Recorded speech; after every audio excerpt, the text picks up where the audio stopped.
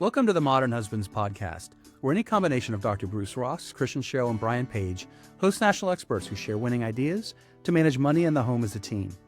I'm Brian Page, founder of Modern Husbands. Sometimes our listeners want more support than a podcast can give, individual or couple support, which I provide as a certified financial therapist, accredited financial counselor, and fair play facilitator. Details can be found at modernhusbands.com. Today we welcome Carl Richards. Carl's a certified financial planner and best-selling author known for turning complex money ideas into simple, powerful insights. He created the Sketch Guy column for the New York Times, where for a decade he used nothing but cardstock and a Sharpie to help readers rethink their relationship with money. Carl built and sold a successful investment firm and has spoken at financial events around the world. His books, including The Behavior Gap, The One-Page Financial Plan, and his latest, Your Money, Reimagining Wealth in 101 Simple Sketches, have reached a global audience and have been translated into multiple languages. Through Behavior Gap Radio and his newest projects, 50 Fires, he continues to explore how money intersects with meaning, relationships, and a well-lived life. Enjoy the show.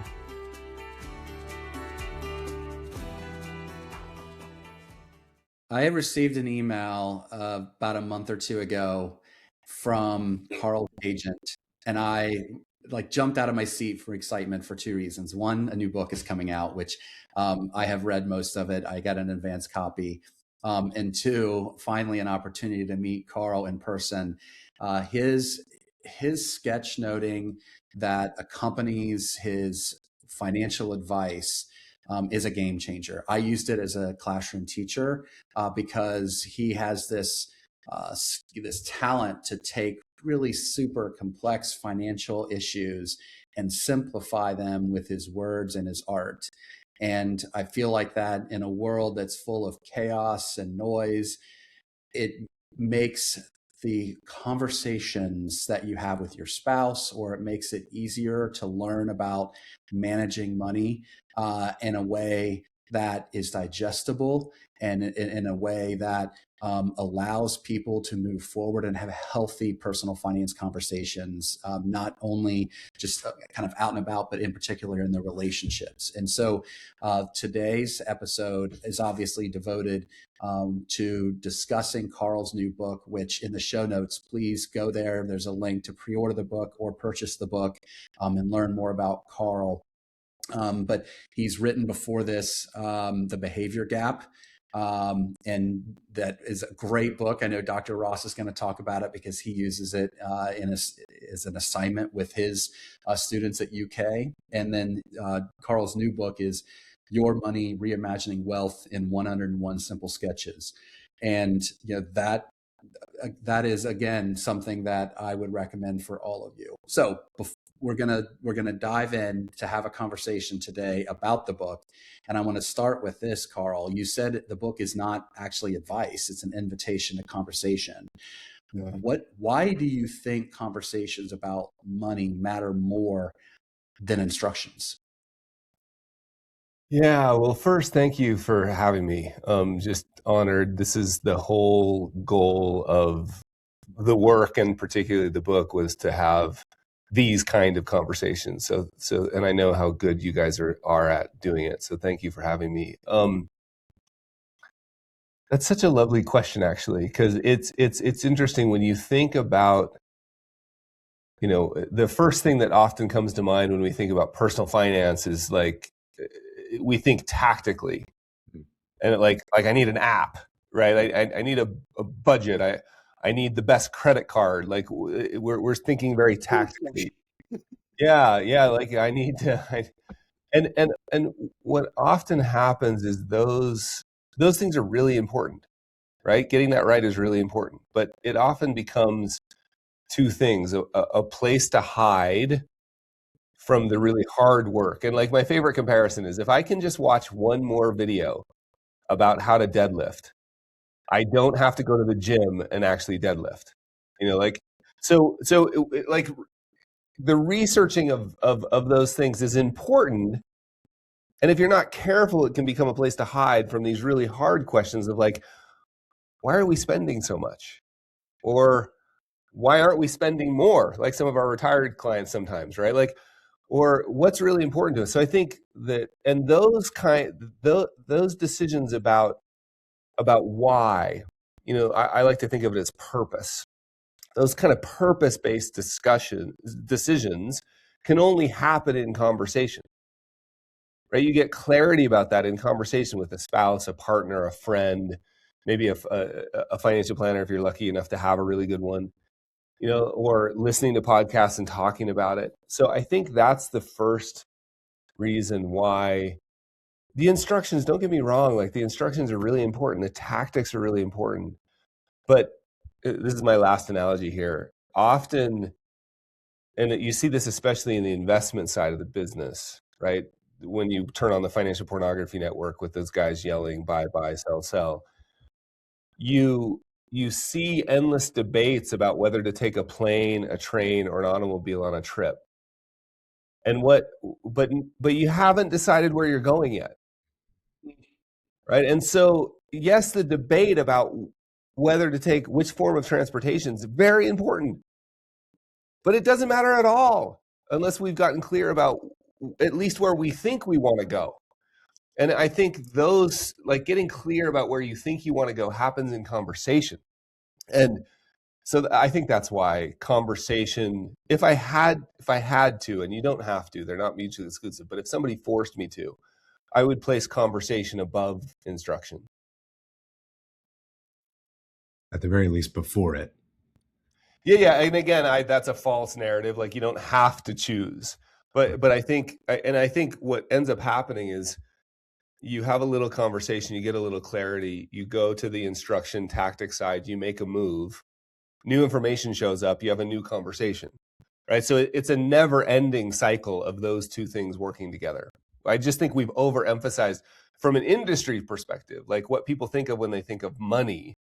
They almost are always thinking tactic, shortcut, hack, trick. They're not thinking, hey, let's talk about this. What do most people still get wrong about financial planning today, aside from not having the conversations and diverting to tactics? Oh, I mean, it's such a challenging question to narrow it down to one or two things. Because it's really, it's so interesting to me that a lifetime of success with money is actually super, super simple, right? And not to be confused with easy. And I think the reason it's still hard is in part because it's so simple. It's such an interesting paradox because it feels to the brain, and I also think like genetic wiring, we feel like it's got to be more complex than this, right? Because it feels so important, and there's this thing that goes on in our minds when you feel like something's important, you think it must be complex. And so I think what we get wrong most of the time is probably back to our earlier conversation about we're continually looking for the hack, the 7 tricks, when it turns out that everything of value, and I would go so far as to say everything of value in my life, and this is just an observation from my life. I don't know if it's, if we can, I don't know where the boundary conditions are of this. It's not advice. But everything of value in my life is the result of compounding. Like my relationships with my kids, result of compound. It's the result of doing small, simple things repeatedly over time. My health, my sleep, my anything related to money, my relationships, it's all very small, very simple things done repeatedly over time. And so I think financial planning, a lifetime success of with money, a good relationship with money, is not amenable to hacks. It's not amenable to shortcuts.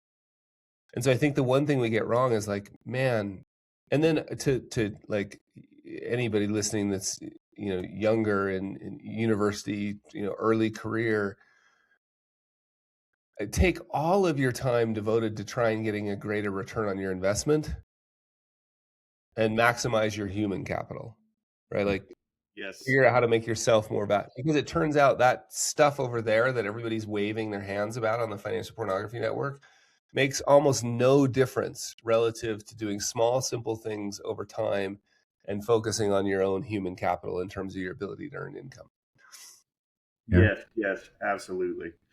Uh, I like how you said, yeah, like compounding is such a important principle, not just for, investing or for money, but like that time value of money is a time value of relationships, time value of family, time value of your personal development or your human capital. And I often talk about that in my classes. It's like all these little steps that you're doing now is going to just have exponential rewards later on. But you have to start early. You have to stay consistent with it, just like with money. Yeah, and I mean, Dr. Ross, you have to start early or start now. Right. And I've when's the best time to plant a tree? Yes, 10 years ago or today. Yeah, and I think what's interesting to me is, like in the book, there's a sketch, the 4 sources of capital, which I define as money. So it's meta, which is actually a very useful, but except for the Facebook problem, but money, energy, time, and attention. And I'm actually quite curious about the compounding impact of how I invest my attention. And I wish we spent more time on that source of capital, because I think it's actually the most interesting and the most valuable. Right? Like the richest people in the world right now are not railroad titans. Like they're titans of attention. And I don't know what that means, except that my attention, our collective attention, must be valuable. And so I think a lot about the compounding impact of paying. Like, I would make this claim that any relationship worth having, the cost of a meaningful relationship is paid in attention. And I give you like just a quick example. If I take my daughter skiing, I'm going to spend, it's back to the 4 sources, right? I'm going to spend money, I'm going to spend energy, and I'm going to spend time. There's one variable that's still, even after spending all 3 of those, like I could not be paying attention there, right? Like I could be like as obvious as checking my phone, but as non-obvious as thinking about work instead of being there with my daughter. The difference of that day will be vectored on whether I was paying attention. Like I could leave having spent money, energy, and time. My daughter could actually have a bad experience because it'd be like, Dad was checking his phone all day, or Dad was off thinking about something else. I could spend all 3 of those and attention would make the difference.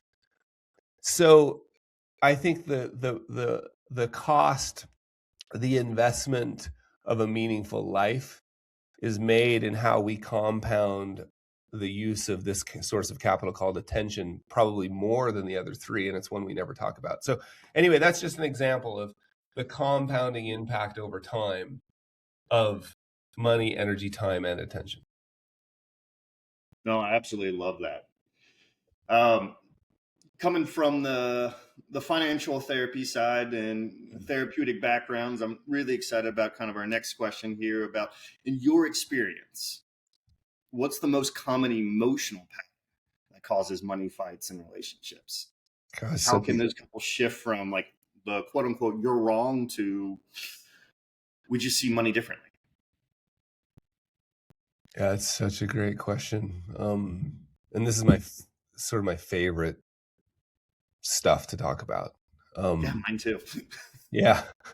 And you're much better at talking about it than I am. Maybe I could tell you a story. So we were, and there's one line in the book that if I had to, I mean, this book's 11 years in the making. It's actually 20 years in the making, but it's been 11 years since my last book. Been thinking about this book for a long time, and there's one line in the book that I would do the whole project over again just to discover this one line. And let me tell you a story leading up to that line. So my kids are all older. My youngest is 21. So, turning 28 this year. She's oldest is in private equity in New York. on our way to a fantastic MBA school, which I'm not allowed to say out loud yet because everybody's worried that it will jinx it. But Wharton, and then second in med school.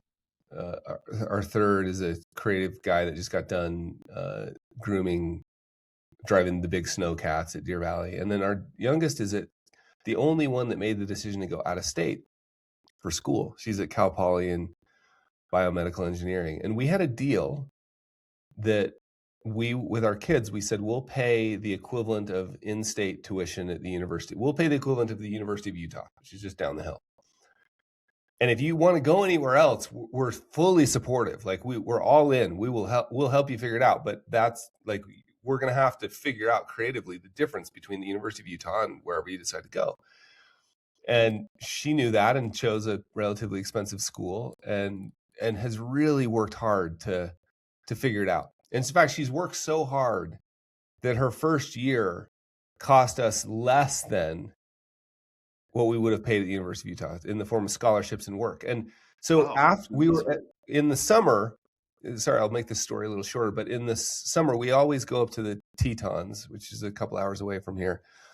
And we had spent this beautiful week together, and my youngest and my oldest, so my Cal Poly daughter and my finance daughter, were in the car, and we're driving home. And my youngest had realized on this trip that she was subsidizing the plan. You know what I mean? Like it was costing us less than the University of Utah. And she was super stressed. Like she was paying attention to every dime at the grocery store.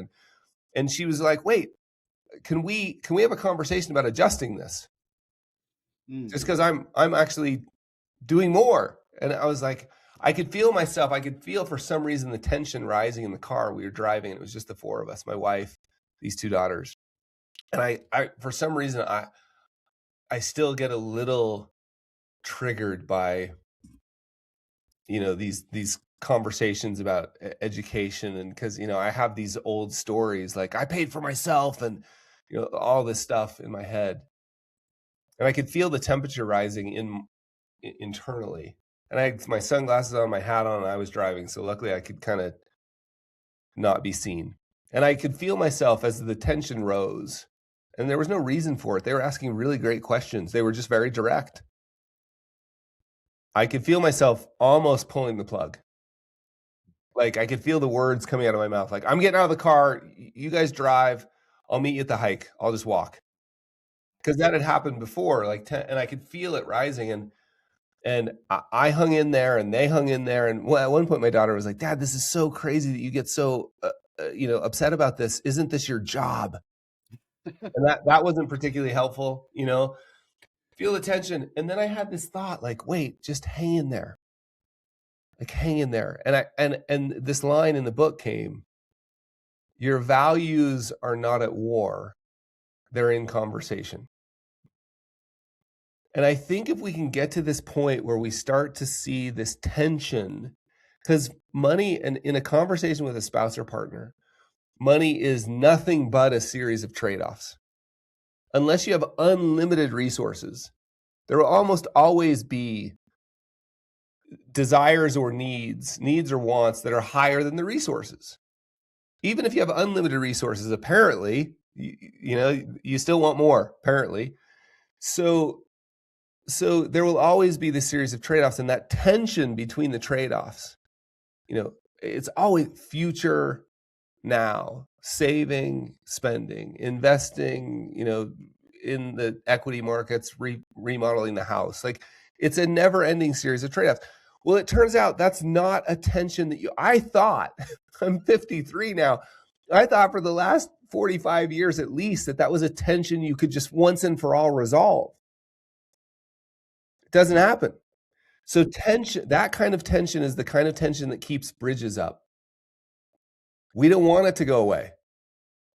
We just have to recognize when we start to feel like it's going to be a fight, we just have to hang in there and turn it into a conversation. And so I think that to me is the biggest change that's been helpful for me, is to realize like, oh, this tension is the whole thing. It's not a problem to be solved. It's something to sit with and live with and learn to talk about. And Carl, I kind of almost want to reframe that one part where you said, like, your daughter said that, isn't this your job? Aren't you good at this? Like, you are good at this because you can sit with that tension, that you're Barely. processing all of this, that you're aware of like your body language, your emotions, the tension, Yeah. and working through all of it. That's what makes you good at it. Well, that's kind of you. Thank you. And you know, That's a struggle to do. That's a hard thing to do. Yeah, and I think back to your original question, like what emotion, what feeling. I think there's a feeling, and I can only speak from a male perspective because it's the only one I completely understand. And so I don't know that this is a gender issue in any way. I'm just saying I've heard it from, I've had lots of conversations with men about this sense of threat, of like the need to make sure everybody's okay. I mean, historically, we might have even used a word like protect, or we might have used a word like provide. But I'm just saying, generally saying, like, I want to make, like, it's really hard for me to say no to my kids when they want something. And when I have to say no, I often translate that into, I'm not good enough. Like, I just don't make enough. I can't, like, and that feels threatening. Like the threat to it feels like an existential threat. It's a threat to the ego for sure, but it feels like I'm not doing one of my fundamental jobs that I really want to do. Forget about cultural programming, but it's a job I want to do. And when I can't do it, it feels threatening. And so sometimes that comes out in the form of fight or flight. Right. And so I think that's a feeling that's very common to me, of like, oh, and then realizing, like, you know what, actually I can have a different conversation where I can say, like, hey, I'm disappointed that we can't do that, but we've chosen, this is my favorite new line, we've chosen to use our resources in a different way. So it's not about like, can't do that. Like, I'm sorry, we can't afford that. That was the narrative forever. The narrative now is, actually, we probably could if we decided to not do those things. And so we've made an active choice. Instead of, I would really love to go back, if I could go back to when my kids were young, and every time I said we can't afford that, replace that with, hey, I see that's really important to you, but you know, we've chosen to use our money in a different way. That's an awesome thing. Yeah, to embed the idea of active choice rather than threat, right? That hit me right in the heart. Right in the heart. That was my goal.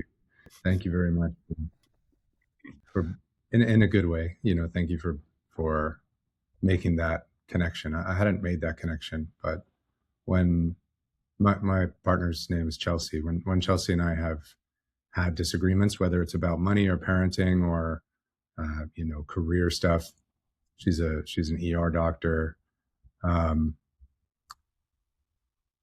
When we've been able to resolve those disagreements, it's always been on the back of, we're a team, meaning the tension that we're feeling right now, you've just helped me reframe this. The tension that we're feeling right now, or the disagreement that we're having right now, is because we have different strengths and maybe not weaknesses, but areas for improvement. Between us, we see money, parenting, careers differently from one another, but together we can work through that as long as it's together. And that has been, you know, obviously life-changing for me to persevere through those kinds of conflicts, but yeah, just having it reframed in that way. So thank you very much. That's super. Yeah, can I just real quickly, Christian, I just have this like metaphor or like picture or vision in my mind of when you, if we all could learn that when that tension arises and we feel like, you know, metaphorically punching someone in the face, certainly not our partner or spouse, like I don't mean that, but just like that tension arises, or running, like fighting or fleeing, if we could learn that the goal in that moment is not to resolve anything. The goal in that moment is not to fix anything. The goal in that moment is not to have the answer. The goal is to be seen and be seen and to see. So we can say something like, hey, I don't know. I feel that too. I don't know how to resolve it, but could we just sit here for a minute? Right? Like, I see you. I've got you. I may not be buying what you're selling right now, but I got you. Right? And if we can just learn to do that, that's the most powerful financial planning tool on the planet, is to just say, I don't know. And so we just learn to sit in the tension. Krista Tippett, the On Being host, I had her on 50 Fires. And here's somebody who's been hosting, some of the most, thoughtful wisdom tradition teachers on the planet for 20 years, right? Like, and I asked her how she thinks about enough. And she said, she invoked Rilke's Letters for a Young Poet. She said, you know what? That's a question I'm just going to live with this year. I love the idea of that metaphor being like, hey, let's just live with this. We don't have to resolve it right now. But I got you, you got me, we're okay. So anyway, really, amazing. Thanks for sharing that story.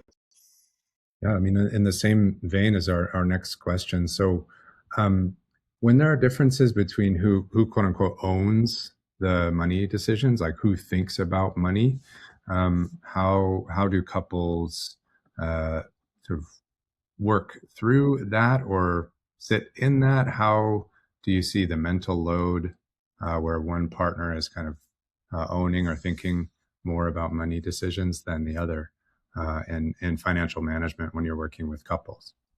Yeah, it's so great. So a couple of years ago, our family's financial planner, his name Christy, she and my wife fired me from any, from the meetings. They're like, we don't need you here anymore. And my financial planner is very familiar with my work, and she said to me, like, the fact that you thought you were the best person for this job is hilarious. The job of being the financial planner for your family is hilarious. I was like, that's a little sharp, but one thing I want to point out is often we think, to answer your question, we often think that there will be a non-interested spouse. And to be honest, which is kind of crazy, I'm the non-interested spouse in our relationship. Like, all I care about is the art, like the book, the conversations, and I just want to earn permission to keep doing the art projects, right? But often we think when there's a non-interested spouse that we need to pull them into the conversation, right? That seems to be the goal often. Like, no, you have to be there. No, like, how do you get and I'm not so sure about that anymore. I kind of feel like, why not play to strengths? But I think there's one danger there, and that is the non-interested spouse, if there is one, needs to make sure that they're involved to the degree that they feel heard and understood. If you're going to turn over the decision-making process to your spouse or partner, I think it needs to be under the conditions where you're like, hey, you've heard and understood everything. I trust you to make the decision. And you can't, I cannot go back and say, hey, that was a bad decision. I knew it. You guys screwed up. That's not fair. Unless I want to dig into the numbers and be actively involved and, understand as much as the other as much as my wife and our financial planner, if I'm going to delegate that, I don't even get to delegate. If I'm going to delegate my half of that decision-making process, I need to feel like my opinions have been heard and recognized and honored. And if they decide to go a slightly different way than my opinion, I need to be like, hey, I felt heard and understood, and you guys must know what you're doing. So that's a slightly hot take in terms of, I'm not sure we need to be making the non-interested spouse, because often there is one, and these are a spectrum, obviously. It could be 60-40, 55-45. It could be 80-20.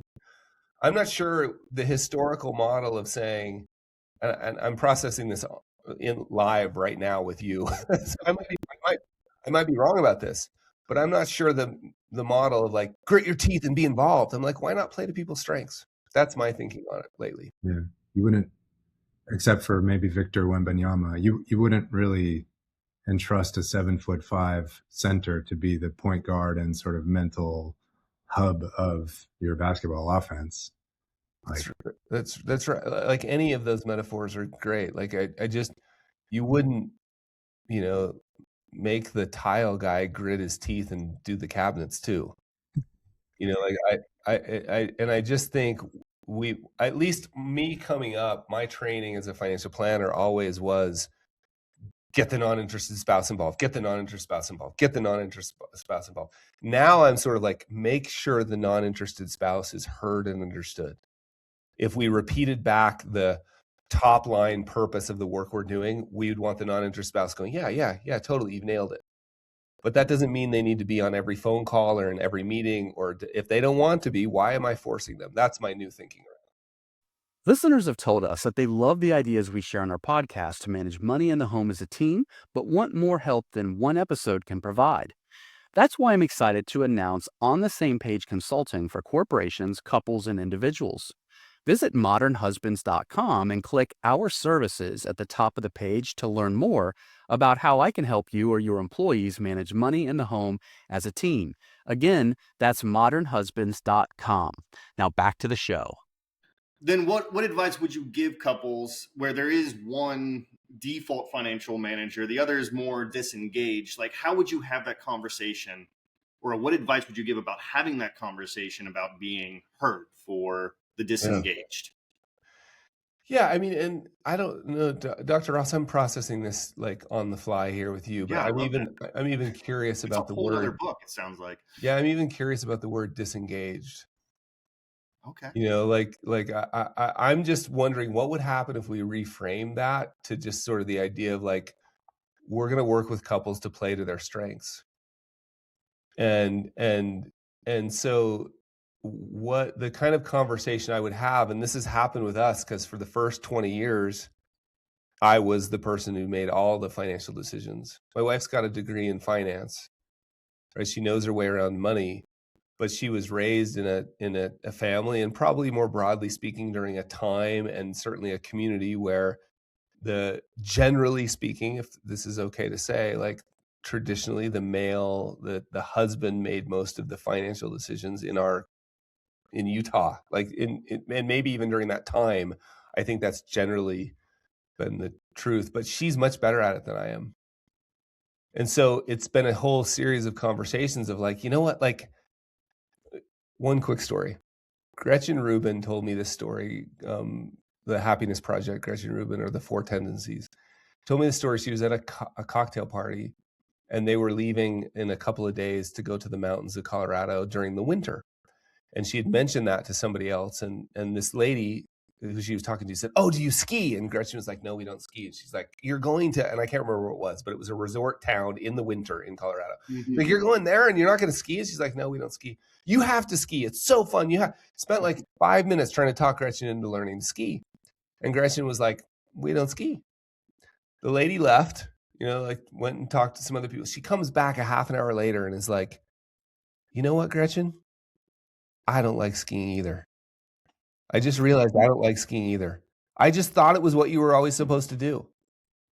And I remember having a very similar conversation with my spouse of like, "You know what? I don't love doing this. You seem to really like doing it. What if you took over?" And so the conversation is largely like, it's really important for the I don't know what we're going to call them anymore now that we can't call them disengaged. But the non-interested spouse, it needs to be really proactive to make sure their voice is heard and understood. And maybe that looks like a monthly meeting. Maybe it looks like a quarterly check-in. So I would actually say, like, I would schedule that, make it kind of a thing with a format. Maybe it's with your financial planner or not. Like, it doesn't, whatever. I would make it like, hey, I have friends who they have a weekly 30-minute finance, they call it their finance stand-up, where they just check in. Hey, here's what we're doing. Here's how it's going. And the job of the interested spouse is to say, hey, here's what's happening. Here's what we decided last time. Here's why. Everything good? Anything changed here? Or are we still on the same page? So I think there needs to be a lot of work, because what can happen often is the disinterested, disengaged, non-interested spouse can feel completely out of the loop and powerless, and that leads to some real frustration. And I think it's okay to say traditionally that leads to some real frustration among, especially like historically, we would have seen this with women who are like, I was left out of this discussion. Well, I think both parties, and especially the interested spouse, forget gender for a minute, the interested spouse needs to make a real attempt to be like, hey, here's what we talked about last time. Are we on the same page? Anything changed for you? And the non-interested spouse needs to make sure they insert themselves in that conversation. And so and again, what's going to happen when you have those conversations? Back to Christian, there's going to be tension that shows up. And we're just going to say, oh, like this happened to us yesterday. I said, my wife was like, hey, I want to buy some furniture for the patio. And I was like, dude, we've been thinking about that for 10 years. You should do it. I didn't know what the number was going to be. She's an interior designer as well. So she comes back with the number and I was like, whoa. That's expensive. Right? Yeah. I was like, what happened to $99? Like I'm still living in 1982. So it led to some tension. Like, what do we do about that? And I remember saying, like, here's my feelings about it. You're the one that you have all the facts now. I will completely go with whatever decision you want to make. And if it involves a trade-off here or there, like maybe a different trip, or maybe we buy something a little less over here, like I'm okay now because I expressed my opinion about it. Is that helpful? Yeah, very much so. Okay. I feel like the big patio lobby or the deck chair lobby, they were able to get some regulation passed that mandates that all outdoor furniture is made of platinum and 24 karat gold. It's shocking. So, and then covered in just cheap plastic or right, or that like plasterboard stuff, whatever. Yeah. Yeah. It was really shocking, but you know what? That's not new. I am surprised that when I go to buy a pair of jeans, they're not $29. So like I'm just not keeping up with it. Yeah. We have these Adirondack chairs that I love, and they're made with like recycled milk cartons, but they're so expensive per chair. It's just ridiculous. And I'm like, these are recycled milk jugs. Yeah, for sure. Why do you think people, and I'm not immune to this myself, keep making the same money mistakes, even when we know better, quote unquote, know better? Yeah. Yeah. I mean, my observation, and who am I to, I don't know the answer, but my observation is that there's some underlying story, largely driven by some experience that they had earlier in life that has been unexamined. And sometimes I think of these as there's this story here in Utah. It's a true story of a kid that grew up on a farm. I think he was like 11 or 12, was out working on the farm one day using the wood chopping wedge. It's like a little wedge that's like maybe think the size of a brick, but you would put it in a crack in the wood and hit it with a big hammer and it would split the wood. Well, he set it up in the branches of a young oak tree after he was done, and then he left it there. Lived on that farm for 80 years. So like 50 plus years later, there's a windstorm that comes through. This oak tree is huge, and the oak tree splits in half in the windstorm. And they find this wedge, right? The oak tree had grown around the wedge, and this wedge was the weak spot that split the. Now, I know there's a tree that they built a really famous pulpit here in Utah out of half of that tree.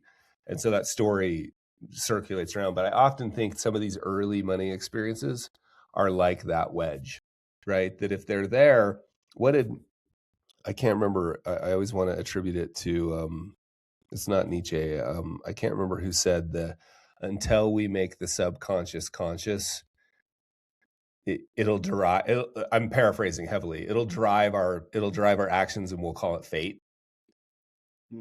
So I think that, to me, is the reason we keep making the same mistakes. Is there's some pattern of behavior that at some point in our lives was adaptive behavior. It was keeping us alive. It was important for our protection. Like, I can think of mine. My parents were divorced when I was 8. My mom raised us. Like, I was always looking for lions in the bush, right? There was always a threat. I never was sure where I was safe. And so it's taken a lot of work to reprogram. Like, walking to the mailbox and seeing a letter from the IRS, I freeze until I've reprogrammed that to realize, like, and sorry, last story about that. I didn't know this until 2 years ago. For 25 years, when I'd walk to the mailbox, we've always lived somewhere where we had to walk. Maybe it's not far, like 100 yards or something. And I'd notice on the way to I didn't notice this, but I noticed it a couple of years ago, that on the way to the mailbox, I'd start to tense up a bit. And then when I'd open the mailbox, if it was a letter from the state or federal tax commission, because I have no reason to be worried. You know, these were often like change of request forms, or even if sometimes I would just rip those letters open, no matter what it was. I'd rip them open. I didn't do that with any other mail. And a couple months ago, I ripped one open. It was a change of address. I was like, oh, that's neutral, right? A couple weeks later, I ripped one open, and it was the refund I had forgotten about. That's positive. And I was telling my dad this, who I don't see very often. On Father's Day, I was telling my dad this. And I was like, I don't know what that's about. And he was like, what do you mean you don't know? I was like, I don't know. I don't know what that's. He's like, what? You don't know? I was like, no. So he goes on to tell me the story about a tax mistake he made that almost sent him to jail. Like, he was this close to spending 3 years in tax prison. I didn't know. It happened when I was 6 or 7. I vaguely remember some tension around it, but I didn't know. And I could tell you hundreds of stories like that. And so now I've reprogrammed. I'll notice on the way to the mailbox, I'll notice that tension. That was adaptive at one point. That was keeping me safe at one point. It's no longer useful. So I can turn to that behavior and say, hey, thanks, brother. You've been really helpful to me in my life. And I got it from here. Like, we're okay. Like, it turns out there's not a lion in the bush. Right? And so I think that's why we keep making mistakes. It's not because we're dumb. It's not because we lack the tools. In fact, everybody listening to this is incredibly smart and incredibly capable. And I want everybody to hear this. You are already enough. Right? Just start paying attention. I think the body will tell you long before the brain will catch up. Just start paying attention to when, like, if the American Express bill arrives and you feel tension, or if somebody brings up the cost of education, you feel a little tension rising. Like, just be curious. Because if we can reprogram those stories, suddenly the thing that was the mistake stops occurring to us, right? Like, it's not even like I gotta stop doing that. It just stops occurring. Well, hey, you haven't been doing that thing. And you'd just be like, oh, that's odd. It hasn't occurred to me. So I think that's why we make these mistakes. I mean, Dr. Ross would know way more about that than I would, but that's been my sense. Stop selling yourself short here. No, it's true. There's only one person on this call with the doctor in front of their names. Well, I am curious about one thing. You've said before that getting ahead is a trap. Mm-hmm. And that can be construed as countercultural. So what should people aim for instead then, if it's not getting ahead? Yeah, look, if I could be called anything, I would love to be called countercultural, because the culture, the money culture we live in is not working for anyone. Right? The people who have won this game are miserable. Won't use farm language here, but miserable some things, right? The people who've won the game are miserable. So we know that this culture is not working for anybody financially. Like, it may result in some really interesting innovation and progress, and that's a different discussion. But the getting ahead idea, getting ahead of who?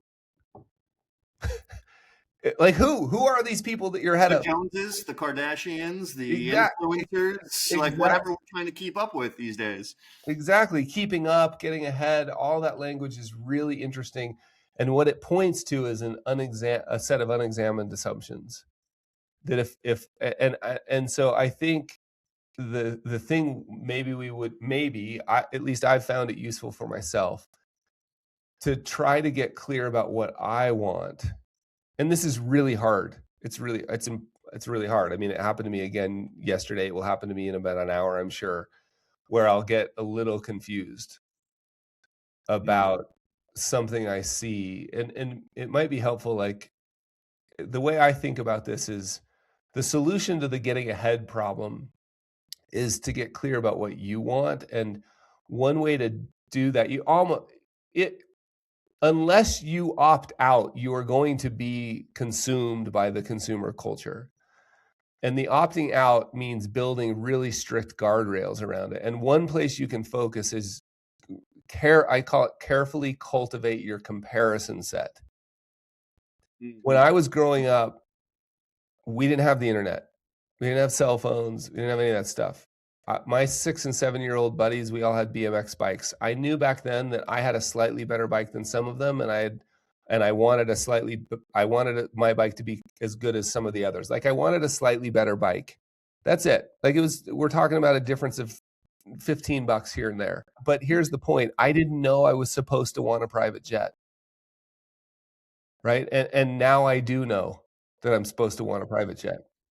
And so the thing you have to remember is the person you're comparing to, there's so much we could talk about here, but the person you're comparing it to, you don't even know if all you know is that's their Instagram life. You don't know anything else. You don't even know if there's a whole industry now. I was just reading a New York Times article about this, how to appear rich. There's a whole industry now where you can just go down for 15 minutes to take pictures in the private jet. Yep. So it's just layers upon layers upon layers of false narrative that you don't even know, that doesn't matter anyway. What matters is what do you want? And that's a lifetime of work, of getting clear about what you want, because there's this huge mimetic desire problem. If you're interested in that subject, Luke Burgess's book Wanting is really good, because it turns out we don't know what we want. That was the biggest surprise to me in financial planning, working with clients, is I was so surprised that it turns out people don't know what they want. They'll walk in with like $5 million in a sailboat. And then within a conversation or two, you'll realize they've never been on a sailboat. They don't like the water. They just saw that on Instagram. And so that's all of our problems. And so this discovery of what we want, that's a much better place to spend our energy than getting ahead. And it's more in alignment than it's not what you want, it's what you value.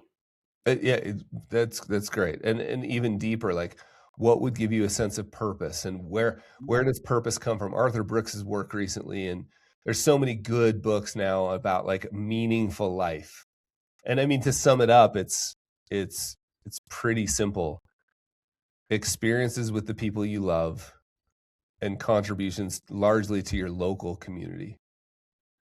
That if you did nothing but focus on that, the doctrine is pretty settled. Like that's the quickest way to a meaningful life. Experiences with the people you love, awe-inspiring new experiences with the people you love, and service in your local community. If you did nothing more than that, you'd be better off than 99% of the people who are trying to keep up with somebody. All right. So here are the rapid fire questions. Yeah. I'm going to ask you a question, just say the question back, and you've got to provide a succinct, instinctual response. Yeah. Just really almost think of it as like one of your sketch notes, but with words. Yeah. Are you ready, Carl? I'm ready. Carl, I can put the questions too. I can't really even see it, so don't worry. It's in my teleprompter. It's too far away. Yeah. One money belief you've changed your mind about.